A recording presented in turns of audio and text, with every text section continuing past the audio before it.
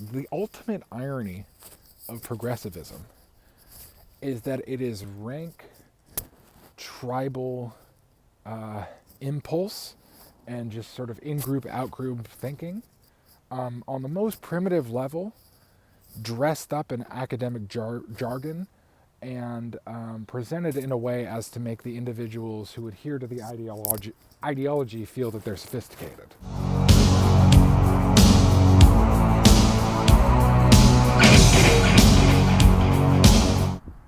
Hi, I am once again here to ask you for a small donation to my campaign.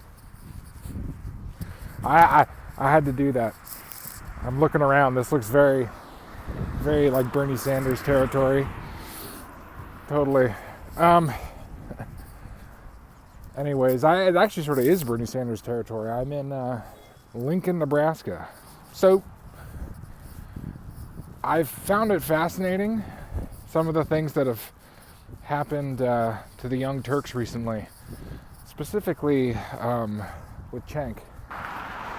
Cenk, as many people know, was in a situation recently where a bunch of employees at TYT wanted to unionize. They felt that, they should be able to do that, especially in it's a progressive place, evidently. And then Cenk came out and said, "Hey, no, we can't do this. You're going to kill us." He said everything that conservatives have been saying this entire time. What I've noticed about Cenk and a lot of individuals in this situation is they have this this abstract notion of this greedy, corporate structure where these people are just sort of these cartoons driven by their worst impulses. And, they look around and they're like, well, we're pretty good people, right? We're not jerks. We believe all this progressive stuff. So if we were in that situation, we wouldn't do that. I think the problem is, and I think what Cenk is running up against right now, is that the religious abstraction, because it does have something to do with religion, the corporation, this idea of the corrupt corporate right-winger thing, the standard person of the right, it's something not tangible. It's an idea. And oftentimes it seems to me kind of like a projection of these people's, someone like Cenk's, of their own worst impulses and propensities towards, greed and human selfishness, which everybody has. But of course, once you're actually in the situation, any given situation, you find out that things are rarely that cut and dried. Are there people who are just pure selfish evil, or just greedy, bastards and stuff like that, and they should be, controlled by the people? It's yeah, but most of the time, you're gonna find it's kind of like people like Cenk. I've been here 3 hours. And American Airlines sucks. They decided, for whatever reason, to screw everybody on this flight. It just frustrates me that some industries just get to screw you over and go, nah, you got to fly at some point, right? It is Gustavo. That's a TYT viewer. And I'm hungry and I'm tired, and so, me, I get more agitated when I'm hungry and tired. So, look, if you guys think this is bad, wait till, if that plane doesn't actually come from the hangar in 20 minutes. Is the flight coming? Come on, supervisor, is the flight coming? Supervisor, you at least got to be honest. Is there a flight? Is there a plane? You got to be honest. Is there a plane? Is there a plane? Where's the plane? Where's the plane? Is there a plane? Where is it? Where's the plane? But listen, if we just sit here and take it, they'd have us here until 6 in the morning, and then they'd fuck us even harder, okay? So, you're a supervisor, aren't you? Where's the plane? Sorry, I'm not going to answer your question. No, I know, because I've been here for 4 hours. Don't give me this. Where's the plane? Here, I got a question for you. When did you make the decision that we weren't gonna have a plane? When did you make that decision? Who made the decision? Who made the decision that we weren't? It's funny to you, right? It's not funny to us. Who made the decision? Who made the decision? Who made it? Well, who is it then? That's what I'm asking. Whose fault is it? Whose fault is it? Is there a crew? Is there a crew? Is there a crew? By yelling, we're not going to be able to answer your question. Okay, let me whisper it. Is there a crew? Is there a plane or a crew? Flight 204, your plane is already on its way from the hangar. No, but they told us that 4 hours ago. Is it actually coming? Lie after lie. Is it actually coming? Because I literally heard it was coming from the hangar 3 hours ago. I literally heard that. You know, I'd like to think that in that kind of a situation, you know, I think, or what my mind generally goes to, is not first look at these incompetent fools, and I'm so much smarter and better or whatever. Although I'm sure, you know, that's often the case to one degree or another. At the same time, it's like, in the same way that there are complexities in his life and his situation, things that he's done that aren't perfect, times where, you know, he feels like, no, you don't understand, my life is complicated, I'm not a bad guy, I'm not doing anything wrong, that those people could have all sorts of complications too, and that they're not creating the perfect outcome exactly as Cenk wants it, for reasons other than the fact that they just suck and Cenk's a better person than them. You know, is everything, Cenk? Is everything just what's right in front of your eyes? Is it just some abstraction of why have we been here this long? And what's the deal with these people? Could it be that there are all sorts of dynamics that you're not aware of? All sorts of complications and complexities? Could it be, Cenk, that there are also likely to be, that maybe these workers are underpaid and underappreciated and have bosses that maybe have made it so that they can't unionize, or their union is extremely corrupt, or maybe they're being overworked, or their benefits have been cut. Maybe this is, you know, the result of some corporate situation, you know, going on where this has happened a lot of times this week, and these people are tired, and they've been yelled at by a whole lot of other Cenk Uygars who are sitting there having tantrums because they haven't had their Snickers bar.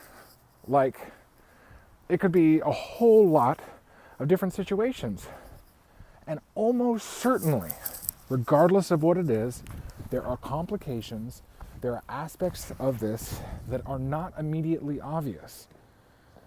And that, you know, just wanting everything to go exactly your way and just expecting everybody else to be perfect and, you know, moral and great all the time and everything to work out exactly as you would like it to, and just assume that the reason things aren't as great as you imagine them to be is because everybody isn't as righteous and as virtuous and talented and as great as you.